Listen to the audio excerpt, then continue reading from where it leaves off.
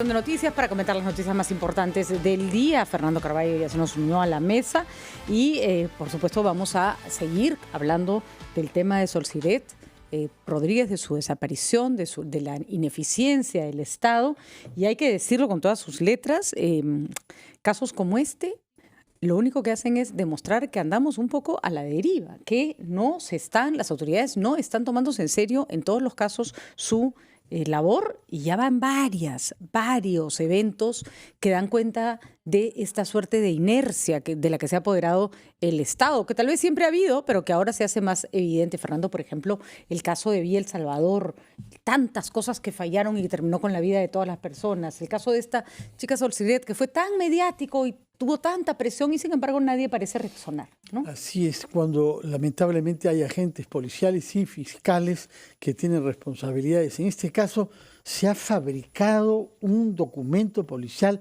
fraguado, tomando fotos de Facebook, como si fuera un gran trabajo de investigación policial, hallar esas fotos, y habrían, distorsionando la fecha de las fotos, usado estas fotos para sostener que esta madre de familia se habría querido desentender de sus hijos e irse de paseo con sus amigas al norte del Perú. Es decir, tras la victimización mortal que sufrió esta joven madre, sí, estamos en una deshonra de su nombre y una voluntad de distorsionar la realidad de los hechos criminales. Tomó la policía muy fácilmente la versión que dio esta mujer, Andrea Aguirre, que era la pareja del cuñado de Solciret, quien le sustrajo el teléfono, le sustrajo el chip, fue a la policía, dijo que fue la última persona que vio con vida a Solciret y que Solciret se despidió de ella diciéndole que se iba pues de paseo con sus amigas. La policía compró muy fácilmente ese testimonio de una mujer. No lo contrastó. Que luego, sí, no hizo su trabajo. Y que luego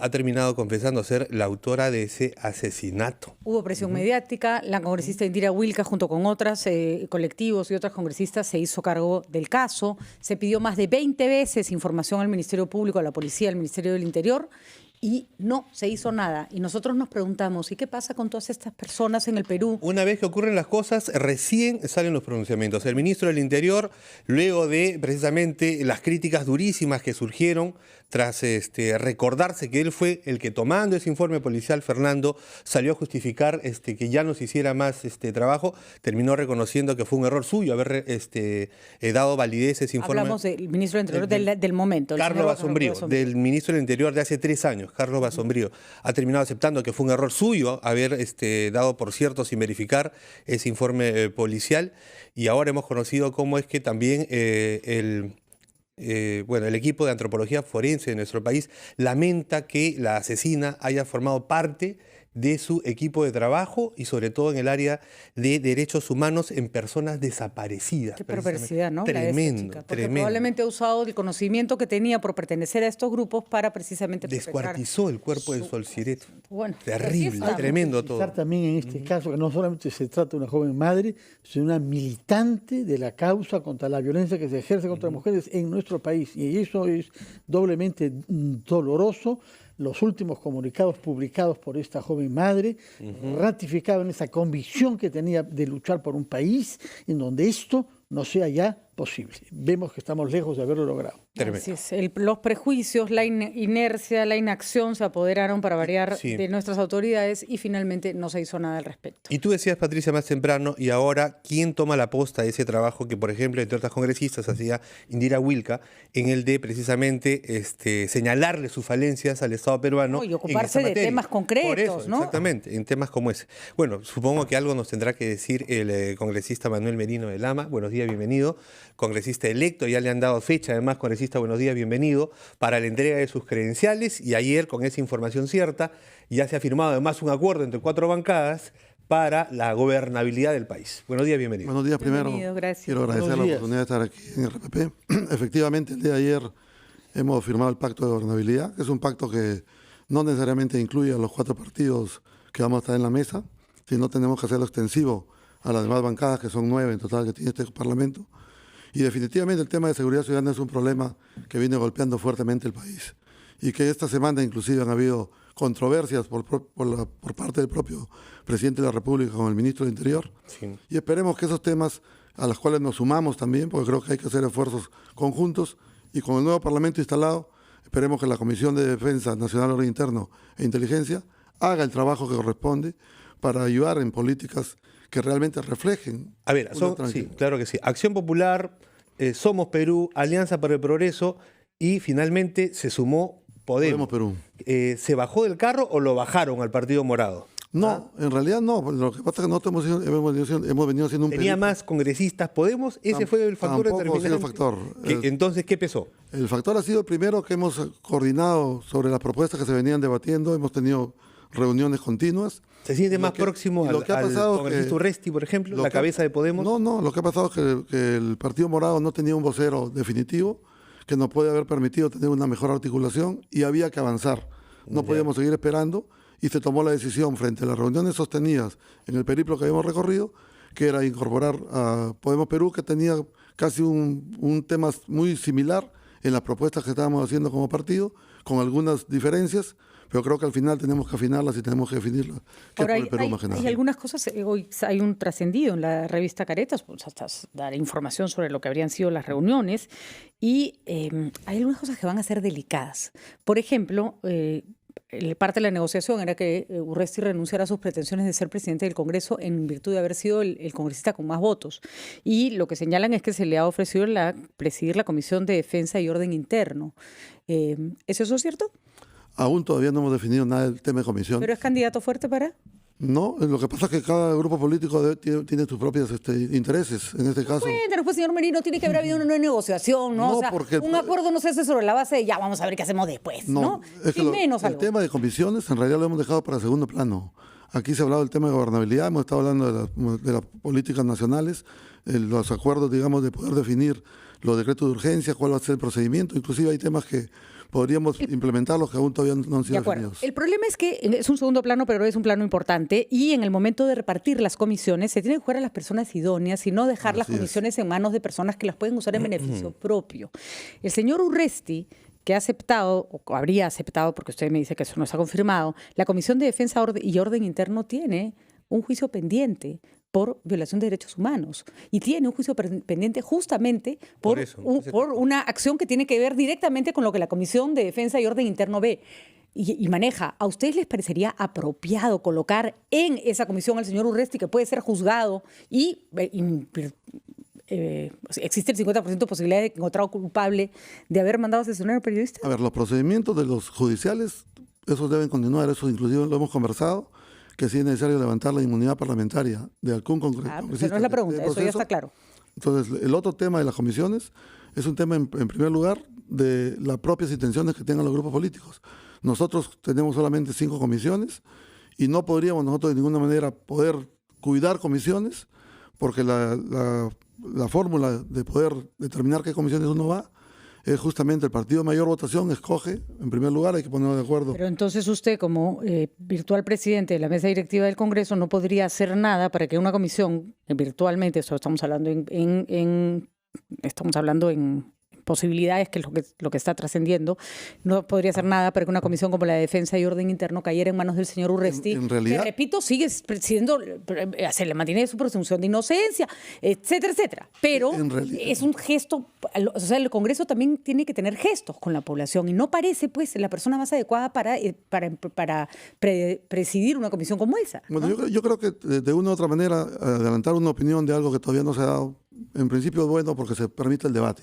Pero creo que también tenemos que pensar que cada grupo político tiene sus propias, digamos, deseos de poder tener alguna comisión en el proceso. Pero claro, el grupo político Podemos tiene el deseo de presidir esa comisión. Cada grupo tiene sus propios intereses y lógicamente nosotros también somos conscientes de que hay comisiones que no puede dejar de caer en cualquier grupo. Las comisiones que generalmente son las que más importancia tienen, que es en este caso Constitución, Presupuesto, Economía, Defensa, que son comisiones importantes. Seguramente en las siguientes conversaciones que tendremos con los grupos se podrá determinar quiénes van a presidir cada una de las comisiones. Finalmente, señor Merino, con esto yo termino mis preguntas y le cedo el turno a Fernando Carballo. Entonces, están firmando un acuerdo de gobernabilidad, pero usted reconoce que cada grupo político tiene sus propias aspiraciones. El tema de las comisiones. El tema de comisiones es el tema de cómo se va a manejar el Congreso de la República. Usted sabe que todo pasa por comisiones y si algo se tranca en comisiones, simplemente no existe. Entonces, ¿dónde queda el acuerdo de gobernabilidad si va a primar el interés de cada partido político? A ver, una cosa es la conducción de una comisión y otra cosa son los intereses nacionales. Los intereses nacionales es hacer una agenda que cualquier comisión a la que le toque debatirla, tiene que debatirla. Señor Merino, discúlpeme una rara declaración para empezar su pretensión de ser presidente del Congreso. Yo le recuerdo que muchos temas de interés nacional no se discutieron en el Congreso porque los trabaron las comisiones. Así que no es una cosa, es el interés nacional y otra cosa es la comisión. Así, bueno, así no funciona, usted lo sabe mejor que yo. Las priorizaciones siempre se toman en la mesa directiva y creo que hay que priorizar las principales situaciones que el país está esperando. Por mi parte quisiera preguntarle, pero quizás puede contestarnos después de la pausa, Patricia, sí, claro. ¿Cuál es la definición que han dado de su relación con el gobierno? Porque he escuchado algunas declaraciones, particularmente de Omar Chejade, que dice que no van a ser obstruccionistas, tampoco de oposición y tampoco oficialistas. Me he hecho recordar esa célebre definición mexicana, no soy de derecha ni de izquierda, sino todo lo contrario. Así que por favor nos aclara ese punto después de la pausa.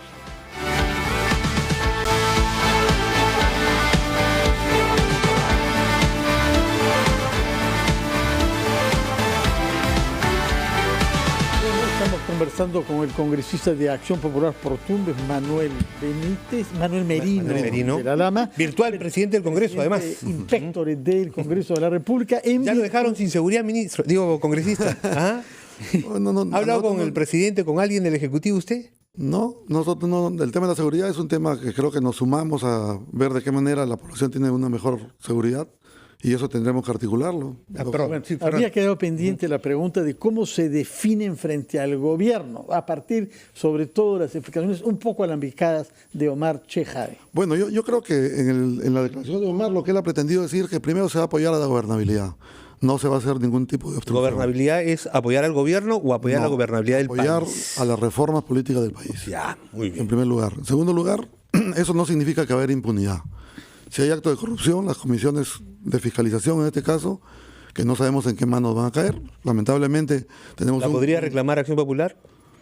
¿O no quieren coger ese papel? En realidad, recién el día de hoy, estamos hablando con los 25 miembros de Acción Popular, tenemos dos reuniones hoy día y mañana, se va a determinar cuál es la intención del partido, qué comisiones son las que tienen intención de poder tenerlas a cargo, y consecuentemente sobre eso tendremos que esperar el día que se instale el Congreso, y es en la Junta de Portavoces donde se determina la distribución de comisiones. Ya tenemos fechas aproximadas porque el 28 ha dicho el jurado, a más tardar le entrega sus credenciales. Ahí lo que pasa es que hay que esperar no solamente la entrega de credenciales, sino el acta de conformidad que tiene que alcanzar el jurado electoral nacional, y luego la documentación que tiene que alcanzar los 130 parlamentarios, la declaración jurada de intereses y su DNI, que es electrónico, que tiene que buscar cambio a aquellos que no tienen DNI electrónico, y eso significa también un tiempo.